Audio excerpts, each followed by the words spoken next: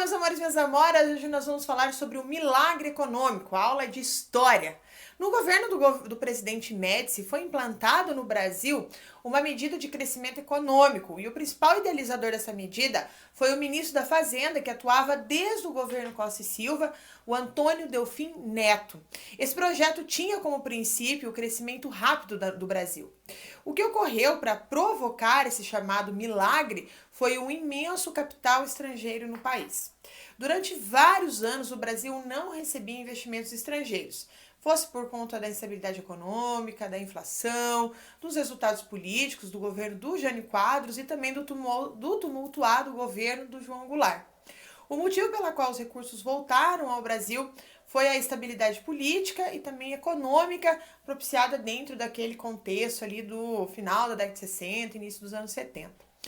Os recursos estrangeiros chegaram ao Brasil em volume muito grande e, com isso, tanto empresas privadas quanto as estatais foram beneficiadas, além das multinacionais. Lembrando que tais recursos foram usados no segmento industrial. Surgiram nesse período empresas privadas brasileiras que se baseavam no setor de labor intensivo, que seriam as indústrias que apresentavam pequena demanda de capital e grande demanda de mão de obra. Já as empresas multinacionais tinham suas atividades focalizadas no setor do capital intensivo, que era a forte demanda de capital e pouca demanda de mão de obra. As principais estatais, elas investiram seus recursos em forças armadas, energias e telecomunicação. Para consolidar o crescimento rápido, foi implantada uma expansão de mercado internamente e externamente. A produção não era absorvida apenas pelos brasileiros e países de terceiro mundo, mas também pelos países industrializados como os Estados Unidos, os países da Europa, enfim. Tá? Então, as empresas multinacionais que aqui se instalaram tiveram benefícios em matéria-prima, também em mão de obra, já que o governo mantinha aí os salários sempre bem baixos. Tá? Então, quaisquer manifestações em busca de melhoria salarial eram respondidas de forma violenta por parte do governo. O governo estabilizou os ganhos dos pobres e favoreceu aí um acréscimo aos rendimentos da classe média e dos profissionais especializados. Então foi nesse período que o Brasil, de forma concreta, entrou num processo de industrialização, mas de certo modo foi um processo meio sem planejamento social, o que agravou ainda mais as nossas históricas desigualdades. Bom, então essa seria aí uma introdução do assunto. Mas veja, ficou conhecido tudo isso como milagre econômico.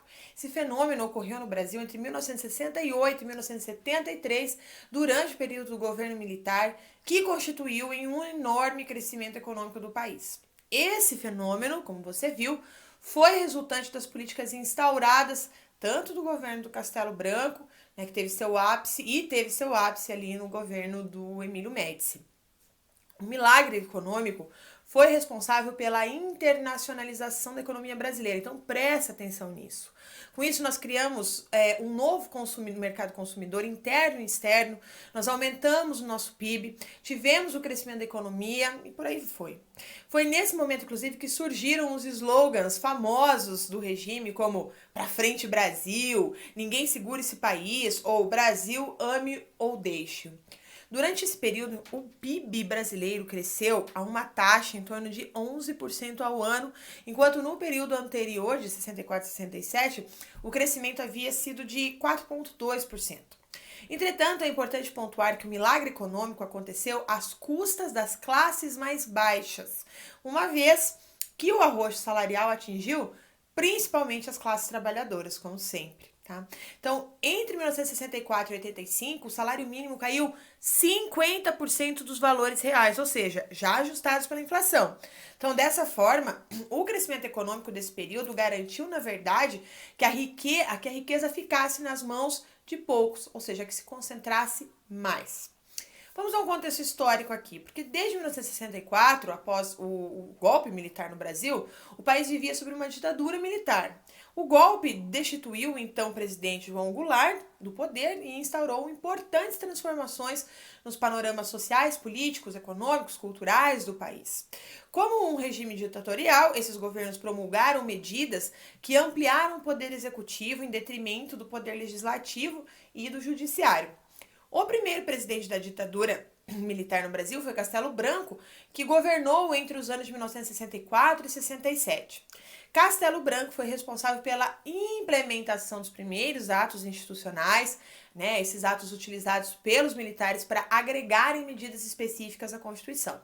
Ou seja, os famosos AIs possibilitaram a promulgação de regras e determinações políticas sem que essas precisassem serem aprovadas pelo Congresso. Então, nós temos aí os atos institucionais efetivamente como um momento bem importante nessas definições. Inclusive, foi no governo Castelo Branco também que foi criada a Lei de Segurança Nacional, que permitiu perseguição dos sujeitos contrários ao regime, principalmente os comunistas. Além disso, foi durante o seu governo que foi criado o Ato Institucional número 2, que impôs ali o bipartidarismo, né, distinguiu partidos, enfim, né, foi uma série de medidas enormes ali, né, que reconfiguraram o Brasil. Mas os fatores que levaram ao milagre econômico, que é importante, que a gente tem que pensar que durante o governo do Castelo Branco foi criado o Plano de Ação Econômica do Governo, chamado PAEG. Tá? Foi uma tentativa de diminuição da inflação através da contenção de gastos públicos e do arrojo salarial, ou seja, os salários passam a não acompanhar o aumento da inflação.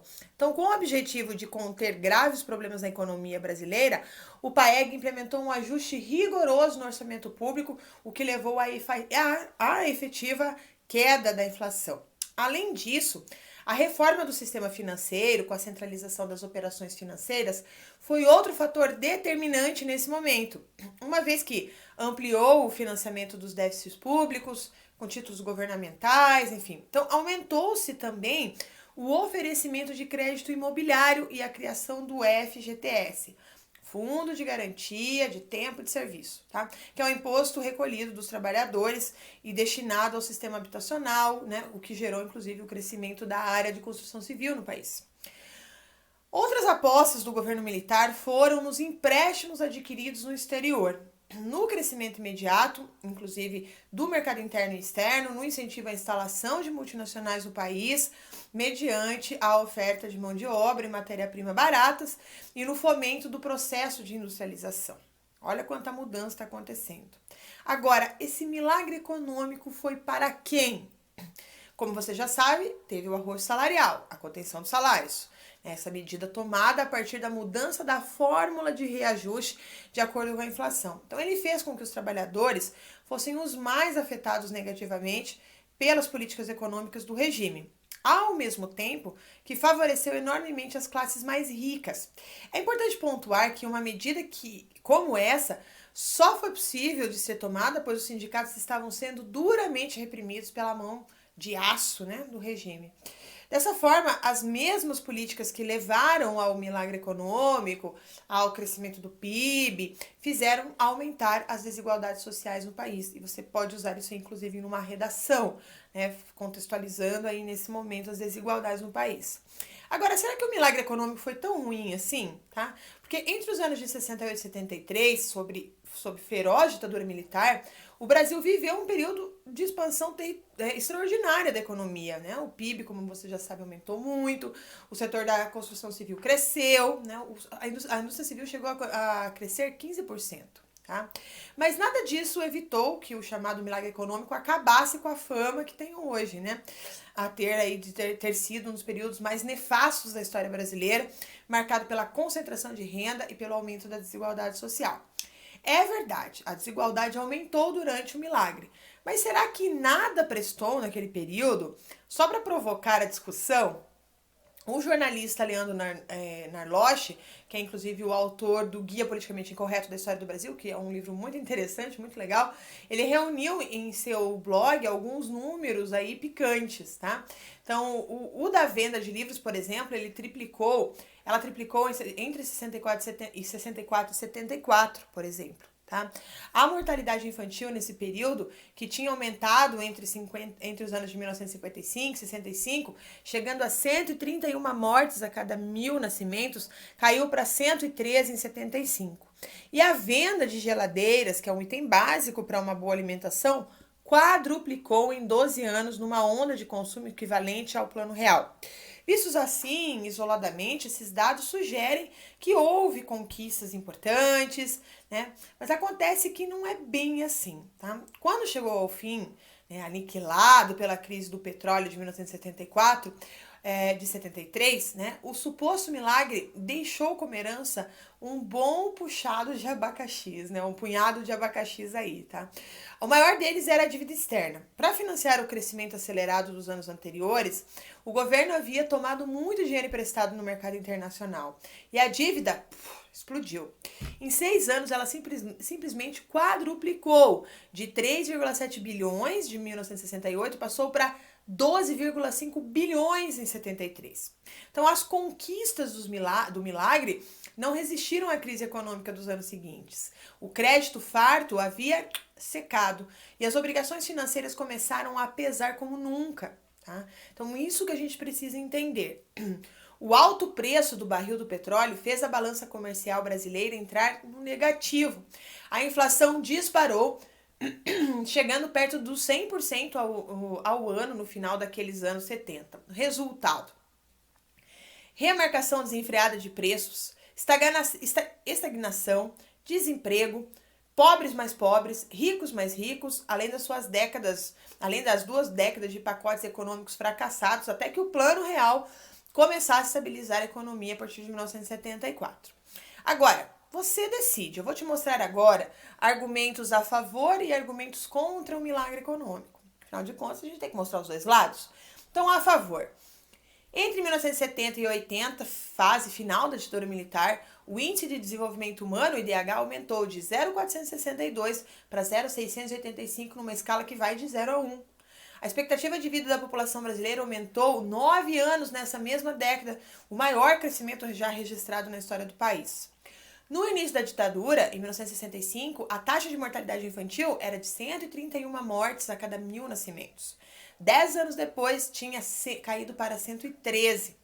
De 1968 a 73, houve um aumento de 138% no número de casas com televisão e 75% de lares equipados com fogão a gás ou elétrico. Nesse mesmo período, cresceu em mais de 150% o total de domicílios com saneamento básico, 139% de casas com pelo menos um automóvel. Legal, né? Mas vamos para o contra. A concentração de renda disparou durante o regime. No índice de Gini, o índice vai de 0 a 1, ela saltou de 0,50 em 1960 para 0,62 em 1977, o pior nível da história. O valor real do salário mínimo despencou. No final dos anos 70, eram necessárias 153 horas trabalhadas para ganhar um salário mínimo, contra as 65 horas de 1959. A fuga de trabalhadores do campo deu início a um processo de favelização das grandes cidades. Em 1957, São Paulo tinha 141 favelas. Em 1973, eram 525. Em apenas 6 anos, a dívida externa do Brasil simplesmente quadruplicou, passando de 3,7 bilhões em 68 para 12,5 bilhões em 73. Com a crise do petróleo de 1974 e o fim do milagre, a inflação saiu do controle.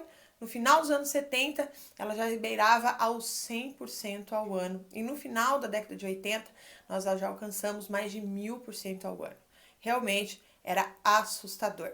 Bom, espero que você tenha entendido o milagre econômico. Ele teve vantagens e desvantagens. E agora você pode tirar aí proveito das informações e criar a sua própria opinião a respeito desse período tão controverso na história brasileira. Bom, se gostou dessa aula, dá um like, comenta, compartilha com seus amigos. Espero na próxima aula de história.